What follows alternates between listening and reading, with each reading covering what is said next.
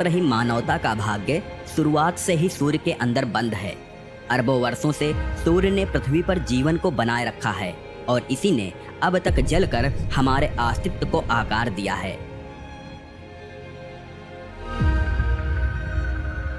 लेकिन इस ब्रह्मांड में कुछ भी शाश्वत नहीं है।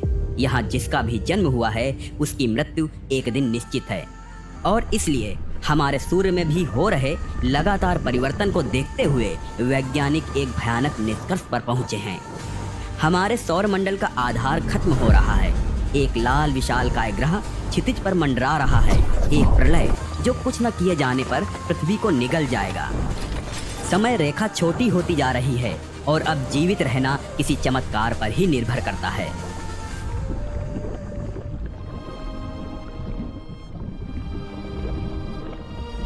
और इसलिए सवाल अब यह नहीं है कि ये बाह्यपिंड क्या हैं, बल्कि यह है कि आखिर ये हमारी धरती से कब टकराएगा।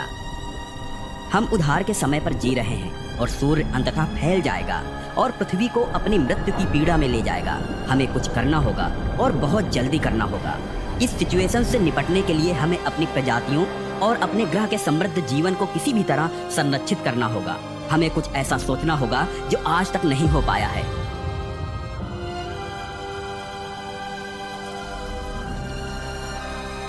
पर सवाल अब भी वही है, क्या, कब और कैसे।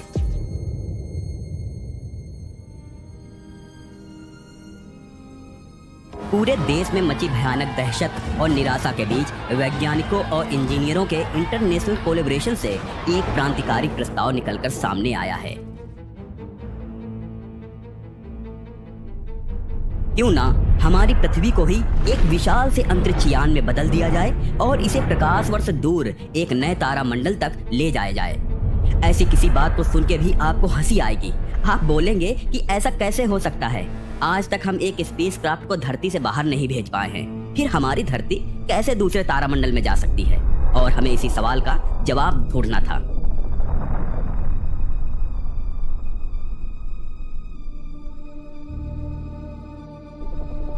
वांडरिंग अर्थ नामक इस एडवेंचर प्रोजेक्ट का एम फिजिक्स के नियमों को चुनौती देकर इस ब्रह्मांड में मानवता के स्थान को फिर से परिभाषित करना था। हम ग्रह की सतह पर 10,000 इंजन बनाने का प्रयास कर रहे हैं, जिनमें से प्रत्येक हमारे महासागरों के प्रचुर संसाधनों का उपयोग करके फ्यूजन टेक्नोलॉजी द्वारा संचालित होगा, जो कि पृथ्वी को उसकी वर्तमान कक्षा से बाहर निकालने में मदद करेगा।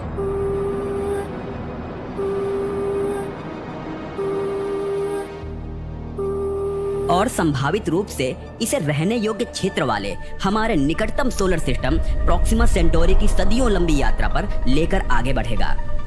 पृथ्वी जैसे विशाल ग्रह को अपने जगह से विस्थापित करने का कॉन्सेप्ट आपको बस एक हाइपोथेटिकल स्टोरी की तरह लग सकती है, लेकिन इन असाधारण परिस्थितियों में वैज्ञानिकों के पास मौजूद ये आखिरी विकल्प है। यह यात्रा लगभग 2500 वर्षों तक चलेगी, जिसे कई चरणों में विभाजित किया जाएगा। सौर मंडल से प्रारंभिक माइग्रेशन, इंटरस्टेलर स्पेस की यात्रा और अंततः हमारे नए सूर्य के चारों ओर एक स्थित कक्षा में प्रवेश। और इस यात्रा के दौरान पृथ्वी के वायुमंडल, चुंबकीय क्षेत्र और जीवमंडल की अखंडता को बनाए रखना हमारे लिए सबसे चैलेंजिंग टास्क होगा।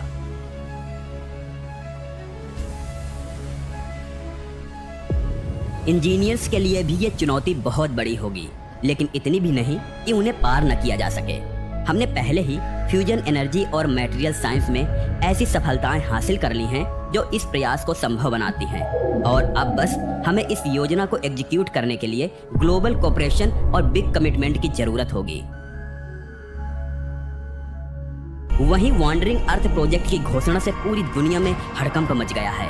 लोगों के अंदर संदेह, भय और उम्मीद तीनों एक साथ उत्पन्न हो गए हैं, क्योंकि आज से पहले उन्होंने ऐसा कोई प्रोजेक्ट न पहले कभी देखा है और न कभी इसके बारे में सुना है। उन्हें संदेह है कि कहीं ये प्रोजेक्ट इस धरती को आने वाले आपदा से पहले ही नष्ट न कर दे। परिस्थिति इतनी डामाडोल हो चुकी है कि लोगों का विश्वास जीतने के लिए पूरे विश्व भर के बड़े बड़े नेता सामने आ रहे हैं और एक आपातकालीन शिखर सम्मेलन के द्वारा लोगों का विश्वास जीतने का प्रयास कर रहे हैं। क्योंकि यहाँ बात 1-2 वर्षों की नहीं, बल्कि 2500 वर्षों के साठगांठ और विश्वास की है। बेशक दो देशों में हुए ऐतिहासिक संघर्ष और युद्ध को रातों रात मिटाया नहीं जा सकता। हालांकि हमारे सामने जो खतरा मौजूद है, इसके लिए हमें सब कुछ भूलकर एक महाशक्ति के रूप में काम करना होगा। और हमने पिछले कई बार आए ग्लोबल क्राइसिस में ऐसी एकता की झलक भी देखी है, लेकिन इस बार यह एकता कुछ सालों तक निभाने की बात नहीं, बल्कि इसे कई पीढ़ियों तक संभाल के रखना होगा। और इसके लिए एक ट्रांसपेरेंट और इक्वल गवर्नेंस स्ट्रक्चर स्थापित करना, रिस्पॉन्सिबिलिटीज और बेनिफिट को सही तरीके से सुनिश्चित करना बेहद महत्वपूर्ण होगा। पर आखिर इस मिशन को सफल बनाने वाले इंजन्स का निर्माण किस प्रकार होगा?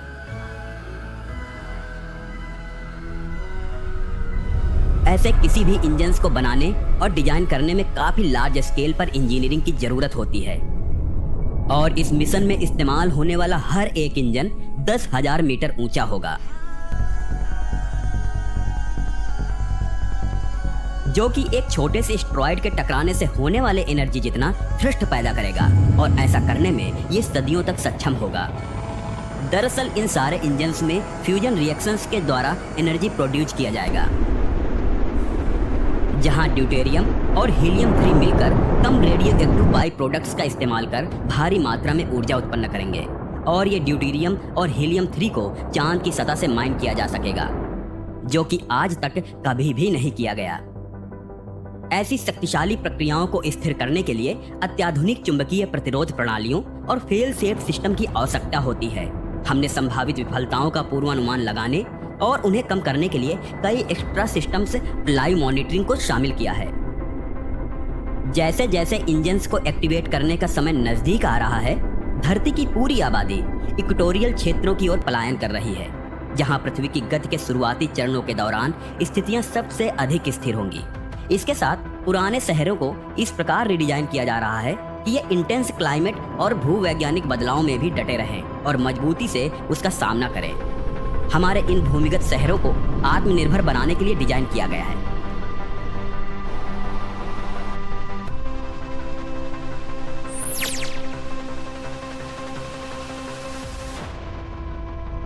जिसमें खाद्य उत्पादन के लिए उन्नत hydroponics, closed loop water recycling system और जियोथर्मल एनर्जी का उपयोग किया जाता है।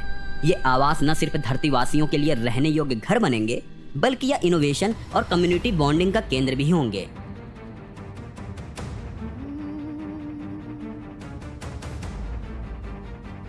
और इतनी तैयारी और मशक्कत के बाद वो दिन आ ही गया है जब ये विशाल इंजन में वैज्ञानिक द्वारा जान फूंकी जाएगी और फिर यह हमारी धरती को हमारे सोलर सिस्टम से धीरे धीरे दूर ले जाना शुरू करेगा।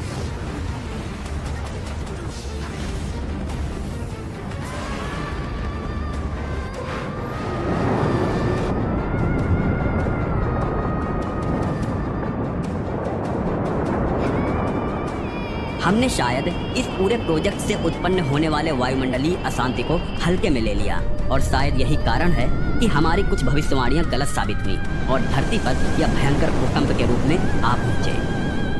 हालांकि हमारे जलवायु नियंत्रण सिस्टम ने स्थिति को स्थिर करने में मदद की और हमारी आपातकालीन सेवाओं की लचीलापन और तत्परता इससे होने वाले नुकसानों को कम करने में सहायक थी। बहुत अधिक बल पड़ने के कारण कई इंजनों में खराबी आ गई थी, पर चूंकि इसको लेकर हम पहले से ही प्रिपेयर्ड थे, इसलिए इसे कंट्रोल करने में और चीजों को अपने अंदर में करने में हमें ज्यादा वक्त नहीं लगा। इस यात्रा के प्रारंभ के साथ धरतीवासियों ने एक पड़ाव को तो पार कर ही लिया था, पर इसके आगे की यात्रा बिल्कुल भी आसान नहीं थी। धीरे धीरे साल बीतते गए, फिर साल दशकों में बदलते गए और दशक शताब्दी का रूप लेने लगे और इसी बीच हमारे सूर्य से दूरी जितनी बढ़ती गई, इसका आकार उतना ही छोटा होता गया और आज ये पृथ्वी से इतनी ज्यादा दूरी पर मौजूद है कि यह धरती से दिखने वाले अन्य तारों की तरह ही टिमटिमाता हुआ नजर आता है और हमें यह याद दिलाता है कि एक समय पर हम उसकी रोशनी में अपने जीवन को देखा करते थे। पर अब तक हम इस यात्रा में कहां तक पहुंच पाए हैं?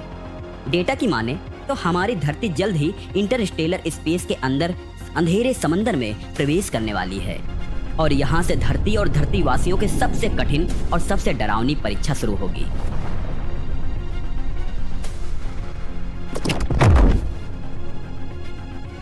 इंटरस्टेलर स्पेस बिल्कुल भी खाली नहीं है। यह खतरों से भरा हुआ है जो हमारे मिशन को खतरे में डाल सकता है। यहाँ बेशक इंटरस्टेलर डस्ट और रॉक बॉडीज की मार है, जो कभी भी और कहीं से भी हमारी तरफ आ सकता है और हमारी धरती पर एक परमाणु बम की तरह बरस सकता है। और इसलिए ऐसे में जरूरत है कि हम एक ऐसे रास्ते का चुनाव करें जो ऐसे किसी खतरे से सुरक्षित हो। पृथ्वी को हानिकारक ब्रह्मांडीय किरणों और सूक्ष्म उल्कापिंडों के प्रभावों से बचाने के लिए हमने एनर्जी शील्ड्स और डिफ्लेक्शन टेक्नोलॉजी से लैस ऑर्बिटल डिफेंस सिस्टम का एक नेटवर्क स्थापित किया है और इन सिस्टम्स को नए डेटा और उभरते खतरों के आधार पर लगातार अपग्रेड किया जाता रहेगा।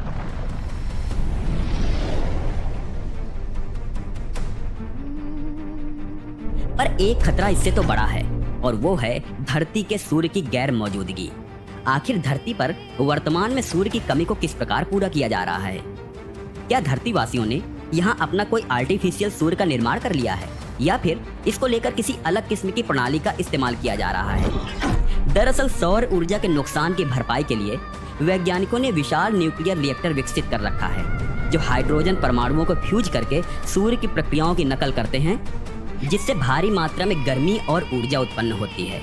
ये रिएक्टर भटकती पृथ्वी पर शहरों, घरों और इकोसिस्टम्स को बिजली और गर्मी दोनों प्रदान करते हैं। इसके अलावा सूर्य की रोशनी न होने के कारण वैज्ञानिक जियोथर्मल एनर्जी प्राप्त करने के लिए पृथ्वी की क्रस्ट में गहराई तक खुदाई कर रहे हैं और ग्रह के पिघले हुए कोर से बची हुई गर्मी का उपयोग कर रहे हैं। और इस ऊर्जा स्रोत का उपयोग भी घरों को गर्म करने, बिजली पैदा करने और भूमिगत कृषि प्रणालियों को बनाए रखने के लिए किया जा रहा है। फ्यूजन पावर का उपयोग करके हम सूर्य की ऊर्जा उत्पादन को दोहरा सकते हैं। हमें केवल बिजली की ही आवश्यकता नहीं है, बल्कि पृथ्वी की सतह को रहने योग्य बनाए रखने के लिए गर्मी की भी आवश्यकता है, क्योंकि सूर्य के बिना हमारा ग्रह जल्दी ही जम जाएगा। एक तरफ फ्यूजन रिएक्टर ऊर्जा का एक विशाल स्रोत प्रदान करते हैं, लेकिन वे सिर्फ ऐसा अकेले नहीं कर सकते हैं। हमने पृथ्वी की अपनी ऊर्जा की ओर भी रुख किया है और ग्रह के भीतर जियोथर्मल एनर्जी का संचयन का प्लान एग्जीक्यूट किया है, जो यह सुनिश्चित कर रही है कि हम लगातार गर्मी पैदा करना जारी रख सकें और भूमिगत जीवन को बनाए रख सकें।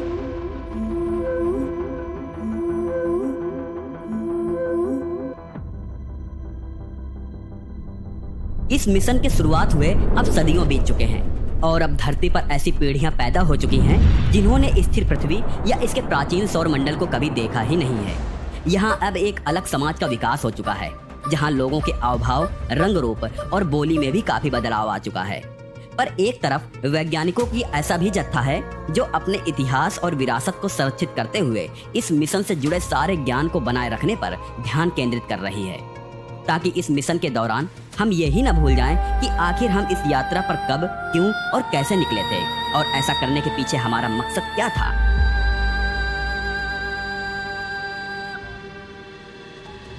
पीढ़ियों के बीच ज्ञान और उद्देश्य की निरंतरता बनाए रखना शायद इस मिशन की सबसे बड़ी चुनौती है। इसलिए हमने एक कॉम्प्रिहेंसिव एजुकेशन सिस्टम विकसित किया है जो ट्रेडिशनल सब्जेक्ट्स को भी मिशन स्पेसिफिक ट्रेनिंग के साथ मिक्स करता है, जिससे यह सुनिश्चित होता है कि प्रत्येक पीढ़ी हमारे अस्तित्व में सार्थक योगदान देने के लिए तैयार रहे। हमारे प्राचीन सौर मंडल से अलग होने के बावजूद मानवता ने नई वास्तविकताओं को अपनाते हुए अपनी जड़ों से जुड़े रहने के तरीके खोज लिए हैं और जल्द ही अब इन्हें एक नया घर मिलने वाला है।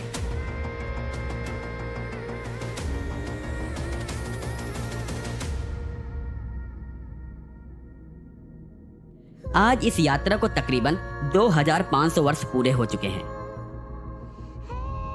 और धरती उन इंजन्स की लगातार ऊर्जा से अंततः प्रॉक्सिमा सेंटोरी स्टार सिस्टम में पहुंच चुकी है, जहां उसका इंतजार एक बाइनरी स्टार सिस्टम हजारों वर्षों से कर रहा है। पर जैसे जैसे पृथ्वी अपने नए घर के करीब पहुंची, एक अनएक्सपेक्टेड खतरा अचानक से उसके सामने आ गया। एक पहले से ही अज्ञात दुष्ट ग्रह सीधे अर्थ के ही प्लान्ड एक्सिस पर स्थित था, जिससे पृथ्वी के साथ इसकी भयानक टक्कर हो सकती थी।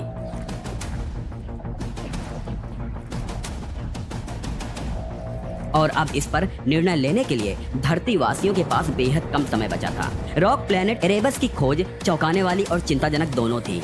हमारे लॉन्ग रेंज सेंसर्स इसकी अंतरिक्ष में अनियमित गति के कारण इसे पहले नहीं पहचान पाए। परिणाम स्वरूप यह खतरा अचानक से हमारे सामने आ गया और अब ये हमारी सदियों की मेहनत पर पानी फेरने को तैयार था। हमारे पास अब बस एक ही विकल्प बच गया था कि हम किसी तरह पृथ्वी को ढकेलने वाले इंजन्स की थ्रस्ट स्पीड को बढ़ा दें और फिर किसी तरह धरती का पथ बदलकर इसे एयरबस से बाईपास कर लें। पर ऐसा करने में एक बहुत विशाल खतरा पैदा हो सकता था। एक्सीलरेशन में अचानक वृद्धि पृथ्वी के टेक्टोनिक प्लेटों और वायुमंडल को अस्थिर कर सकती थी, जबकि इसके लिए अत्यधिक ऊर्जा की मांग को पूरा करना भी हमारे लिए कठिन हो सकता था। पर ऐसा करने के अलावा हमारे पास और भी कोई विकल्प मौजूद ही नहीं था। यह संकट इस बात की परीक्षा थी कि हमने इस यात्रा के दौरान क्या बनाया था और यह कितना सक्षम था, और अब इस पर ही हमारी पृथ्वी का पूरा भविष्य टिका हुआ था।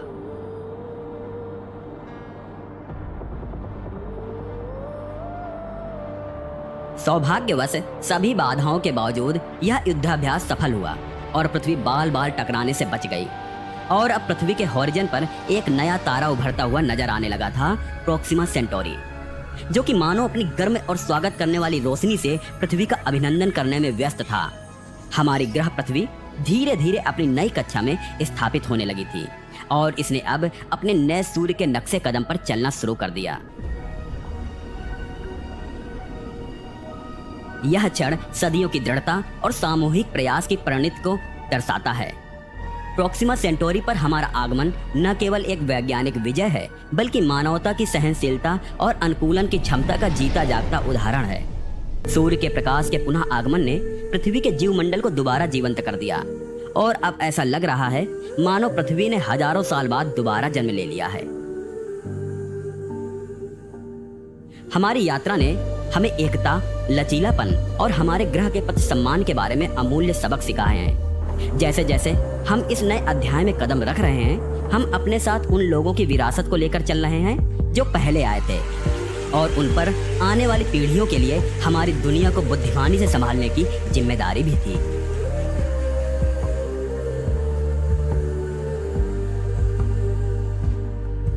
Years later, year 4610.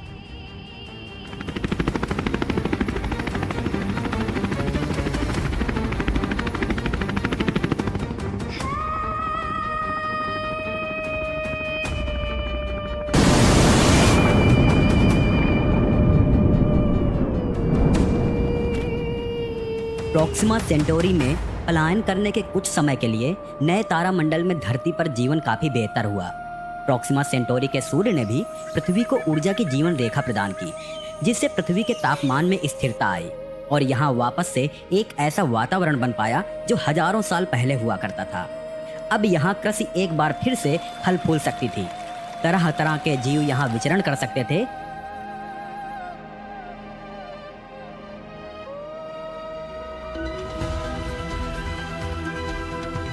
और धरती के जलाशय एक बार फिर से जीवंत हो उठे थे। सब कुछ बिल्कुल ठीक ठाक चल रहा था।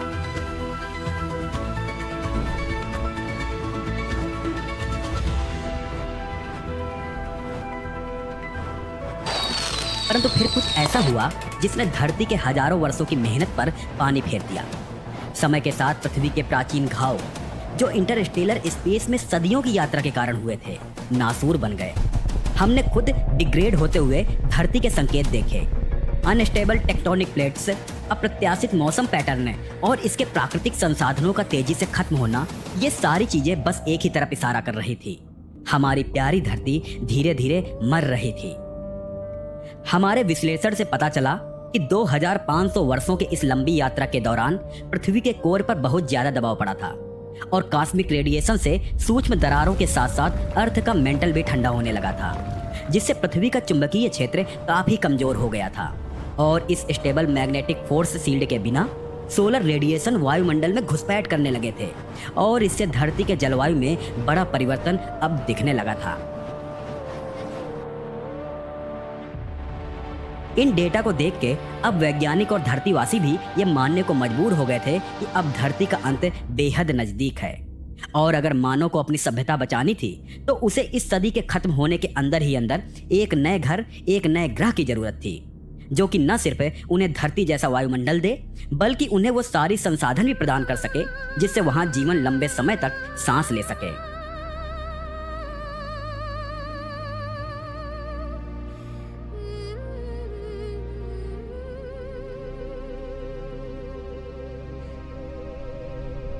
और अंततः इसका उत्तर प्रोक्सिमा सेंटोरी सोलर सिस्टम से ही आया।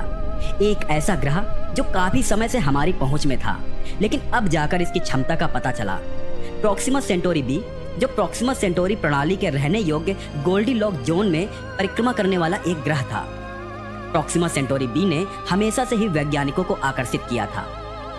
पृथ्वी के द्रव्यमान का 1.17 गुना होने के कारण इसमें मानव जीवन के लिए आशाजनक परिस्थितियां मौजूद थी। पानी हालांकि दुर्लभ था, लेकिन विशिष्ट क्षेत्रों में तरल रूप में मौजूद हो सकता था, और ग्रह को अपने तारे से निकटता ने सुनिश्चित किया कि इसका तापमान न तो बहुत अधिक गर्म था और न ही बहुत अधिक ठंडा।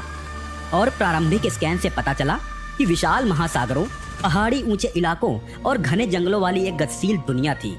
हालांकि ग्रह की प्रॉक्सिमा सेंटोरी से निकटता पृथ्वी के सूर्य से कहीं ज्यादा नजदीक का मतलब था कि ग्रह का एक हिस्सा हमेशा के लिए दिन के उजाले में बंद था, जबकि दूसरा हिस्सा हमेशा के लिए रात का सामना कर रहा था।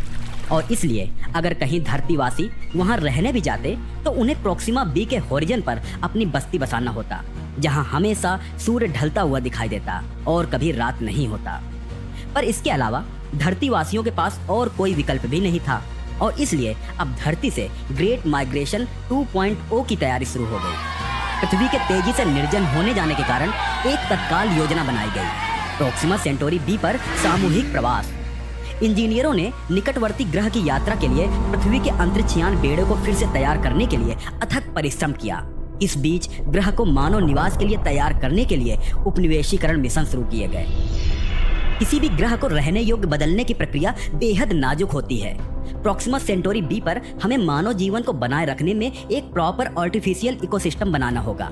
हम ऑक्सीजन के स्तर को बढ़ाने के लिए वायुमंडलीय प्रोसेसर स्थापित कर रहे हैं, जबकि सोलर एरेज हमारी बस्तियों को बिजली देने के लिए प्रॉक्सिमा सेंटोरी से ऊर्जा का उपयोग करती है। और इस प्रकार पूरी तैयारी के बाद धरती पर मौजूद शिप्स ने कई खेप में धरतीवासियों को प्रॉक्सिमा सेंटोरी बी पर माइग्रेट करने की तैयारी शुरू कर दी, और तकरीबन 5 साल के अंतराल में पूरे धरतीवासियों को एक एक कर प्रॉक्सिमा सेंटोरी बी के सतह पर पहुंचा दिया गया।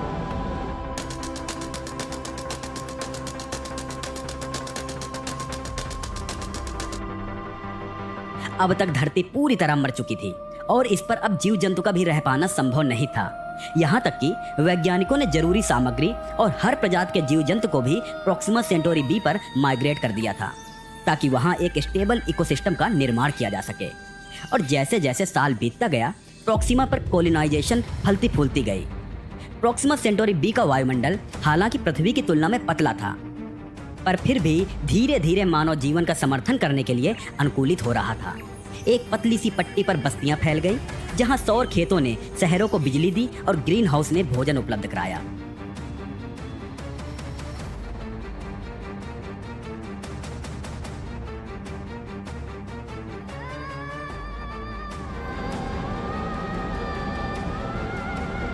प्रॉक्सिमा सेंटोरी बी के गुरुत्वाकर्षण अंतर का मतलब है कि हम पृथ्वी की तुलना में यहाँ थोड़ा भारी महसूस करते हैं।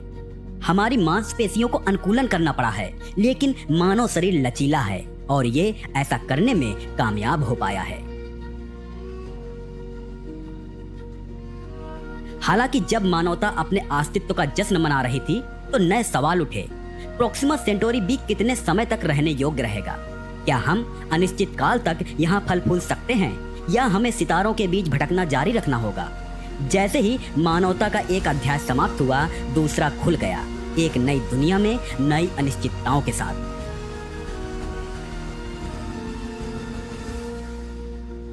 बेशक आज इंसानों की धरती रहने योग्य नहीं रह गई है, पर इस बात को टाला नहीं जा सकता है कि धरती जैसा हैबिटेबल प्लेनेट अब फिर दोबारा इंसानों को नहीं मिल पाएगा। और हो सकता है समय के साथ उन्हें मिला नया घर भी उनके लिए रहने योग्य नहीं रह पाएगा, और फिर समय के साथ साथ उन्हें बार बार या तो इस ब्रह्मांड में भटकना होगा, या फिर एक दिन कोई भयानक आपदा उनके पूरे अस्तित्व का अंत कर देगी। भविष्य में क्या होगा ये खुद अब प्रॉक्सिमा वासी को नहीं पता है, पर निश्चित ही प्रॉक्सिमा ज्यादा समय के लिए हैबिटेबल ग्रह बनकर नहीं रह पाएगा।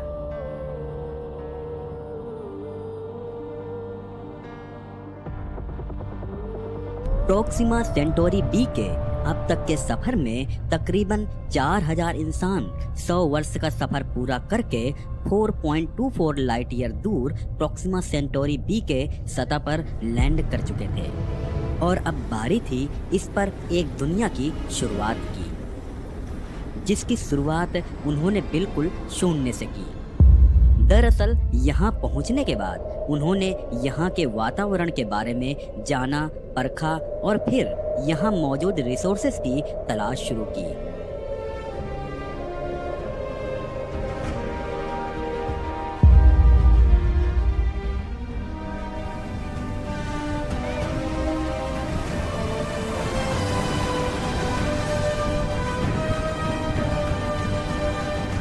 इस तलाश में उन्हें कई वर्ष का वक्त लगा और एक बार जैसे ही उन्होंने ये तलाश पूरी कर ली तो फिर उन्होंने यहाँ पर अपनी बस्ती बसानी शुरू कर दी।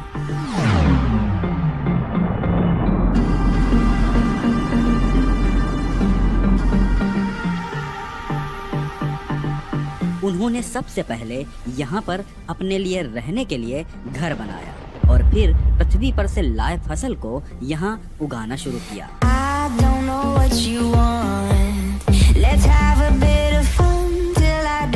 पर इस दौरान उन्हें कई सारे चैलेंजेस का सामना करना पड़ा।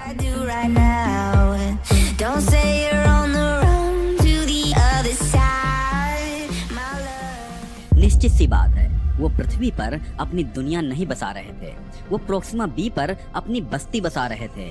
ऐसे में उनके रास्ते में चैलेंजेस का आना लाजमी था।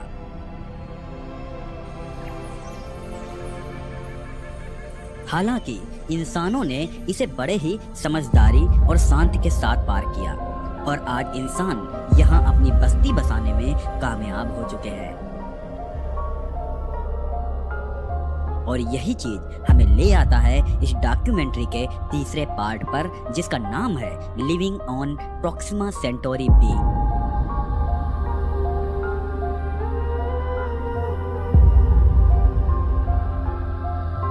आज के इस डॉक्यूमेंट्री में हम प्रोक्सिमा सेंटोरी पर शुरू हुई इस जीवन की शुरुआत की बात करेंगे और जानेंगे कि आखिर इंसान यहाँ हाइपोथेटिकली कैसे अपने जीवन की शुरुआत कर सकते हैं। दोस्तों, मैं हूँ आपका दोस्त और होस्ट दिग्विजय और आप देख रहे हैं केएस ज्ञान चैनल, जहाँ ब्रह्मांड के रहस्यों से पर्दा हटाया जाता है।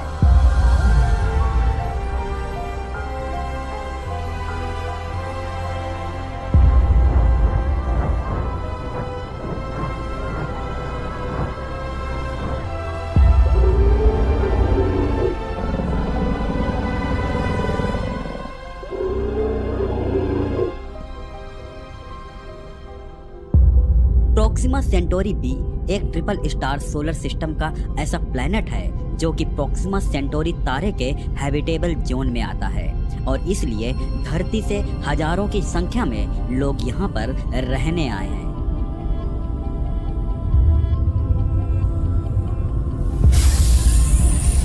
यह रॉकी एक्सोप्लैनेट धरती के मास से तकरीबन 1.17 गुना ज्यादा भारी और कई तरह के टेरेन से भरा पड़ा है।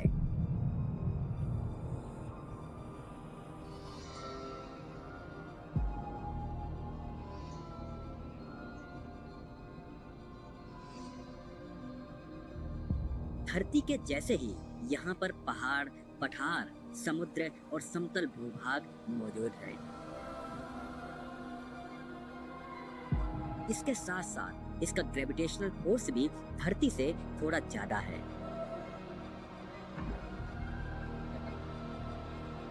यानी कि यहाँ पर रहने वाले लोगों की औसत हाइट इवोल्यूशन के साथ कम होती जाएगी और तो और वो यहाँ पर धरती से ज्यादा वजन के भी होंगे। हालांकि प्रोक्सिमा सेंटोरी बी प्लैनेट कई मामलों में धरती से काफी अलग है।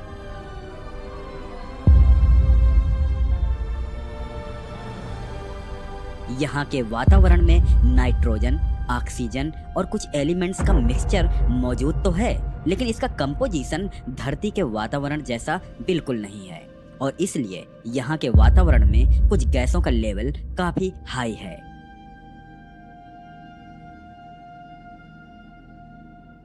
जिससे लोगों को सांस लेने में परेशानी का सामना करना पड़ रहा है और इसी वजह से वैज्ञानिकों ने यहाँ पर एक एडवांस लाइफ सपोर्ट सिस्टम और प्रोटेक्टिव गियर्स का निर्माण शुरू कर दिया है, जहां डिफरेंट गैसेस के इस लेवल को मेंटेन किया जा सके और लोगों के लिए इसे हैबिटेबल बनाया जा सके।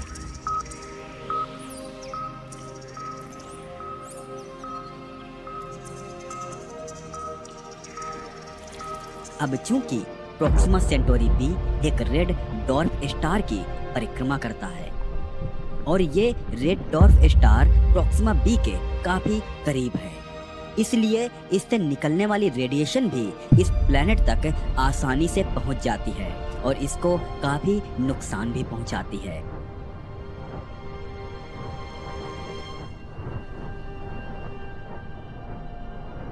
जैसे धरती पर अल्ट्रावायलेट रेज और अदर रेडिएशंस इंसानों के स्किन और बॉडी को नुकसान पहुंचाते हैं, वैसे ही यहाँ भी ये हार्मफुल रेडिएशन इंसानों के लिए परेशानी का सबब बन रहे हैं।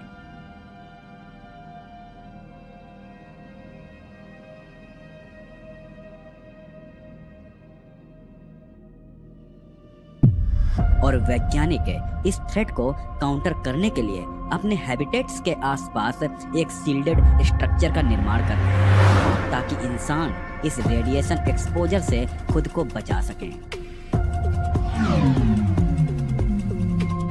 यानी कि धरती की तरह यहाँ इंसान खुले आसमान के नीचे रहने में एकदम समर्थ नहीं है। यहाँ मौजूद कुछ गैसों का हाई लेवल और रेडिएशन की अधिक मात्रा इस प्लेनेट को खुले में हैबिटेबल रहने के लिए इम्पॉसिबल बनाता है।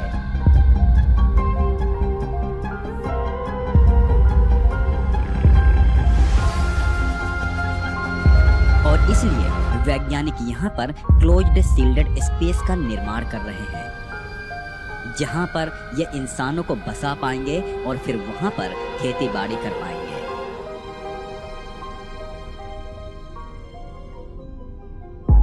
पर इसके लिए भी उन्हें इस प्लेनेट के ऊपर एक सूटेबल जगह की तलाश करनी पड़ रही है जहां पर टेम्परेचर एकदम सूटेबल हो।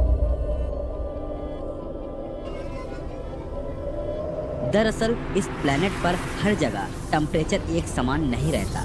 इसके अलग अलग रीजन में टेम्परेचर अलग अलग है। कहीं इतनी ज़्यादा गर्मी है कि इंसान वहां जल के राख हो जाए, तो कहीं इतनी ज़्यादा ठंडी है कि इंसान बर्फ की चादर में ढक जाए। और इसलिए वैज्ञानिक ऐसे में उन क्षेत्रों की तलाश में हैं जहां प्राकृतिक रूप से टेम्परेचर रहने लायक मौजूद है।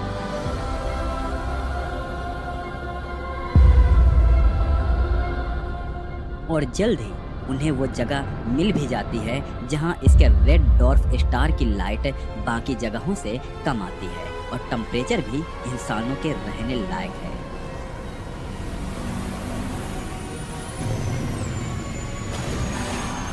जैसा हमने प्रेडिक्ट किया था, प्रोक्सिमा सेंटोरी बी पर हवा, पानी, पहाड़, पठार तो मौजूद है, पर यहाँ का वातावरण हमारे पृथ्वी के वातावरण से काफी अलग है। और इसलिए यहाँ रहने के लिए हमें कुछ विशेष प्रबंधों की आवश्यकता होगी, जिसके लिए वैज्ञानिक अपने काम पर लग गए हैं।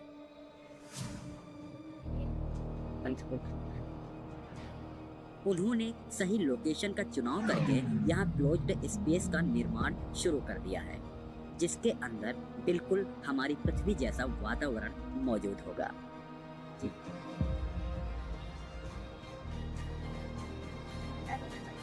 वहाँ ना किसी गैस की हाई लेवल में मौजूदगी होगी और ना ही रेड डॉर्फ से आने वाली हार्मफुल रेडिएशन का डर।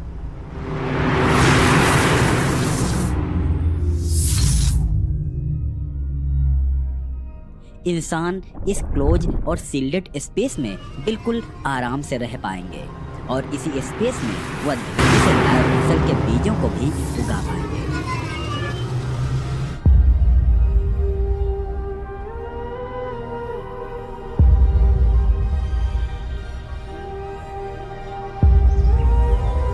हम ये उम्मीद कर सकते हैं कि भले ही यहाँ पर परिस्थितियाँ रहने के लायक 100% अनुकूल नहीं है, पर इसका मतलब ये नहीं है कि इंसान यहाँ पर नहीं रह पाएंगे।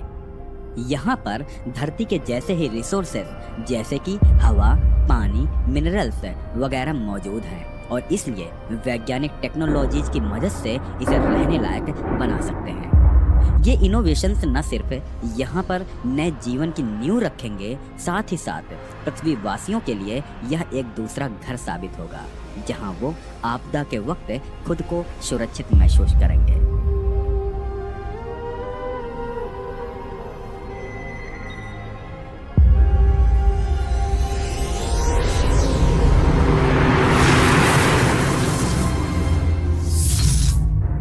फाइनली 5 वर्षों के लगातार मेहनत और इंफ्रास्ट्रक्चर डेवलपमेंट के बाद इंसानों ने प्रॉक्सिमा सेंटोरी बी के इन्वायरमेंट को अपने आगे झुकने पर मजबूर कर ही दिया है।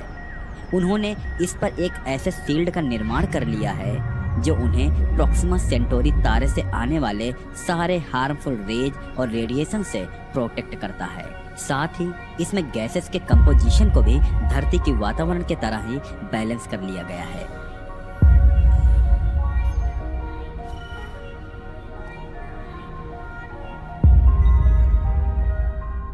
अब यहाँ पेड़ पौधे भी उगना शुरू हो गए हैं और इंसान जिन पालतू जानवर को यहाँ लाए थे उन्होंने भी यहाँ पर अपनी प्रजनन प्रक्रिया शुरू कर दी है और आने वाले कुछ साल में यहाँ पर उनकी संख्या हजारों में हो जाएगी।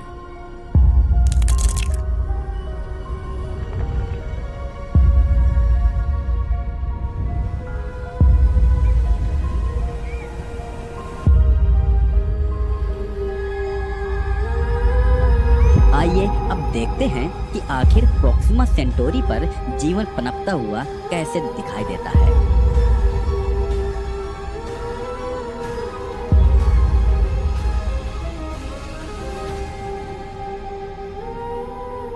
अभी प्रॉक्सिमा सेंटोरी पर सुबह का समय है। यहाँ टोटल 11 दिनों के लगातार रात के बाद फाइनली सूरज ने अपनी झलक दिखाई है और अगले 11 दिन तक यह यूं ही चमकता रहेगा। दरअसल धरती की तरह इस प्लेनेट पर 12 घंटे के अंतराल पर दिन और रात नहीं होते हैं, बल्कि यहाँ 11 दिन तक सवेरा ही रहता है और फिर अगले 11 दिन तक रात होती है। हाँ, पर इसका मतलब ये नहीं है कि इंसान यहाँ 11 दिन तक सोते रहते होंगे और फिर 11 दिन तक जागते रहते होंगे, क्योंकि ऐसा हम इंसानों के लिए पॉसिबल कहाँ है। इंसानों ने यहाँ इस समस्या का भी तोड़ निकाल लिया है। उन्होंने खुद को इस प्रकार एडजस्ट कर लिया है कि वो 11-12 घंटे काम करने के बाद फिर 7-8 घंटे की नींद लेते हैं और रात वाले 11 दिन भी उनका शेड्यूल यही होता है। हाँ, पर उस समय पर पूरे प्लेनेट पर आर्टिफिशियल लाइट को इस्तेमाल में लाया जाता है।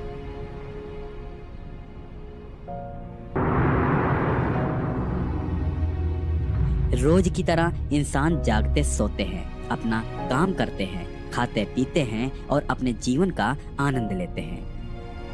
इसके साथ साथ यहाँ पर वैज्ञानिकों ने धरती पर कम्युनिकेशन का जुगाड़ भी बिठा लिया है। हालांकि ऐसा करने में उन्हें सालों का समय लगता है। 100 साल की यात्रा करके आने के बाद उन्होंने अपना संदेश पृथ्वी पर भेज दिया था, जो कि उन्हें 4 वर्ष बाद प्राप्त हुआ है और अभी धरती से भेजे गए संदेश को यहाँ पहुँचने में 1 वर्ष का समय बाकी है। निश्चित ही धरतीवासी इनके इस सफलता से बेहद खुश और आशावान होंगे।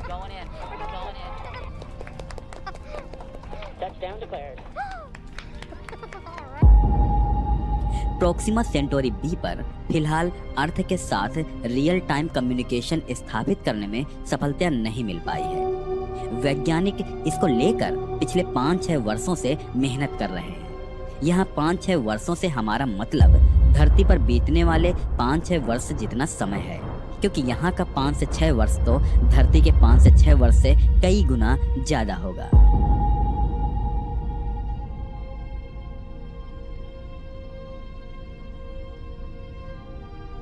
पिछले 5-6 वर्षों में प्रॉक्सिमा सेंटोरी बी पर सोसाइटी के साथ साथ इंफ्रास्ट्रक्चर भी काफी डेवलप हुआ है। धीरे धीरे यहाँ हॉस्पिटल्स, स्कूल्स, कॉलेजेस खुलने भी शुरू हो चुके हैं। लोगों ने यहाँ पर बिजनेस एक्टिविटीज की भी शुरुआत कर दी है और उन्होंने कई सारे scientific breakthrough, cultural exchanges और डाइवर्स कम्युनिटी का निर्माण कर लिया है। उनके लिए अब जीवन एक सामान्य अर्थ लाइफ जैसी होती हुई प्रतीत हो रही है।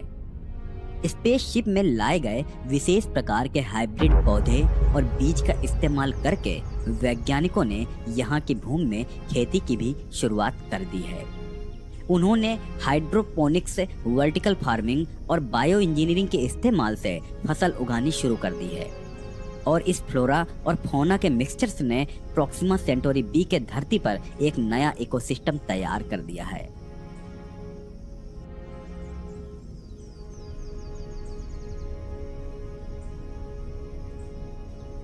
जहां वैज्ञानिक बड़े ही बारीकी से इनमें बैलेंस बनाने की कोशिश में लगे हैं। अब इस ग्रह पर इंसानों के आए 20 अर्थ ईयर्स बीत चुके हैं और इस बीच उन्होंने इतनी टेक्नोलॉजिकल एडवांसमेंट हासिल कर ली है कि अब वो धरती के साथ डायरेक्ट रियल टाइम कम्युनिकेशन करने में सक्षम है।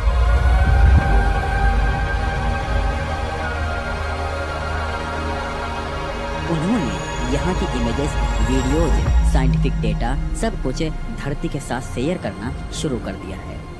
और तो और धरती से मानवों का एक और समूह प्रॉक्सिमा सेंटोरी बी के लिए रवाना हो चुका है, जो मात्र 20 वर्षों की यात्रा करके इस प्लेनेट तक पहुंचने वाली है।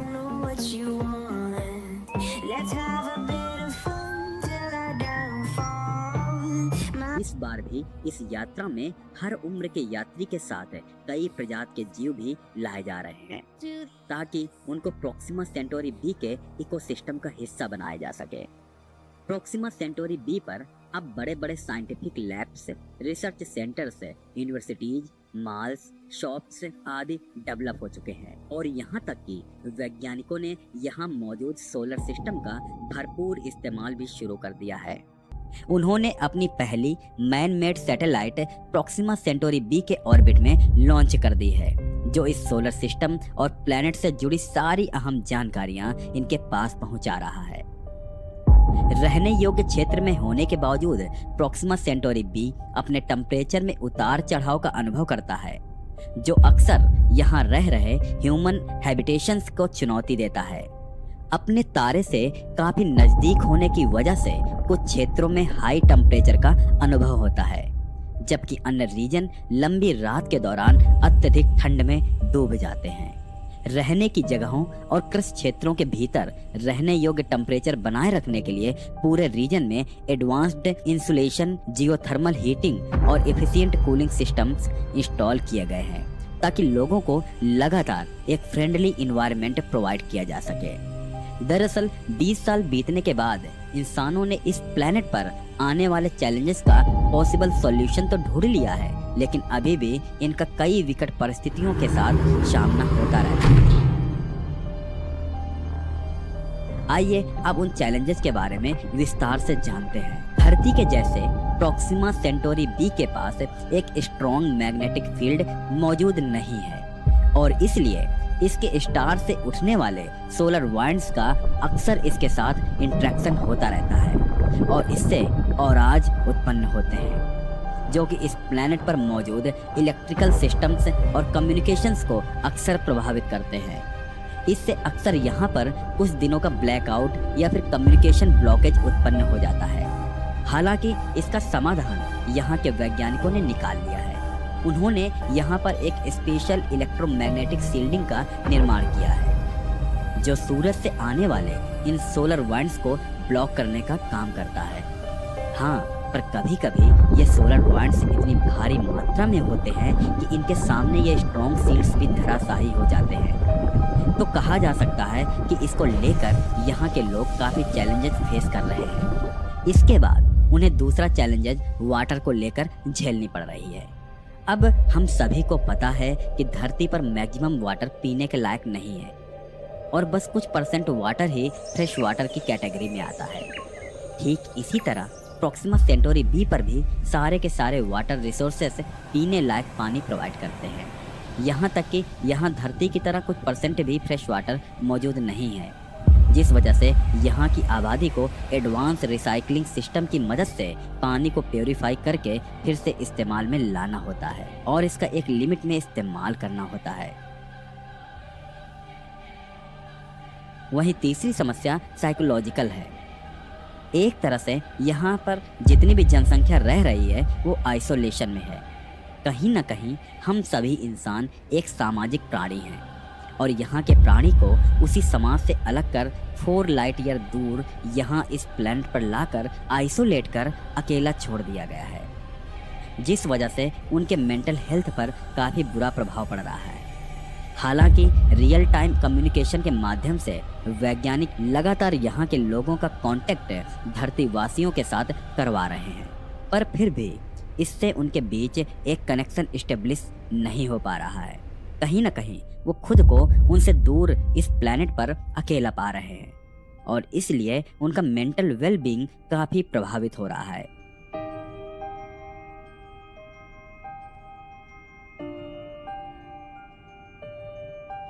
वैज्ञानिक इस पूरे चैलेंजेस को लेकर कई रिसर्च भी कर रहे हैं और एक एक करके ऐसे लोगों का इवैल्यूएशन भी कर रहे हैं ताकि इस एलियन इन्वायरमेंट में उनके साइकोलॉजिकल इश्यूज को एड्रेस किया जा सके, पर इसमें उन्हें 100% सफलता नहीं मिल पाई है।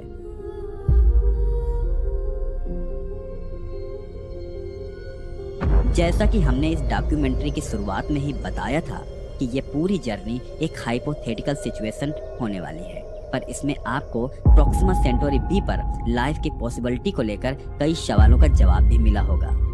आज हम धरती पर बैठे बैठे प्रॉक्सिमा सेंटोरी बी को एक सबसे करीबी हैबिटेबल प्लैनेट मान रहे हैं, पर अगर आपने इस डॉक्यूमेंट्री को पूरा देखा होगा तो आपको समझ आया होगा कि ये पॉसिबिलिटी 10% के आसपास भी नहीं है, क्योंकि किसी भी प्लैनेट के हैबिटेबल होने के लिए इतने सारे बॉक्सेस टिक होने जरूरी हैं कि प्रॉक्सिमा सेंटोरी बी उसमें कभी भी पास ही नहीं हो पाएगा। प्रॉक्सिमा सेंटोरी बी पर हमें अर्थ के कुछ फीचर्स जरूर मिल जाएंगे, लेकिन इसका मतलब बिल्कुल भी यह नहीं है कि हम आसानी से वहां अपना घर बसा सकते हैं। इवन अगर हमें वहां जाने का कोई अच्छा साधन भी मिल गया, फिर भी हमारे लिए उस प्लैनेट पर सरवाइव करना मार्स पर सरवाइव करने के बराबर होगा, क्योंकि वहां हमें फिर से हर चीज जीरो से शुरू करनी होगी। वहां हमें मार्स पर बताई गई इंडोर सेटलमेंट्स के जैसे ही सेटलमेंट्स तैयार करने होंगे।